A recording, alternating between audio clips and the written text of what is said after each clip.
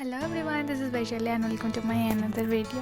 তো আজকে সন্ধ্যায় একটু বেরিয়েছিলাম, বাট বেরিয়ে দেখলাম লিফট খারাপ, তো হেঁটেই যেতে হলো। বাবা বাইরে বেরিয়ে দেখছি বেশ ভালো মতো বৃষ্টি হয়ে গেছে, একদম পুরো ক্যাম্পাসটা ভেজা। তারপরে গেছিলাম একটা জেরক্সের দোকানে, বেশ কিছু ছবি বার করার ছিল।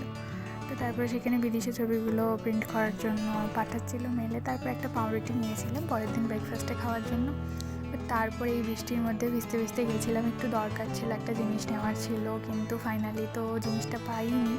বাট রাস্তাও অনেকটা ফাঁকা হয়ে গেছিলো, বেশ ভালো জোরে বৃষ্টি পড়ছিল আর এত কাদা চারিদিকে, তো কী করবো, ফাইনালি জিনিসটা তো পেলাম না। তো আমি আর বিদেশে একটু ভিডিও করছিলাম, তো মনটা তো খুবই খারাপ, যেতে দরকার ছিল, পেলামই না।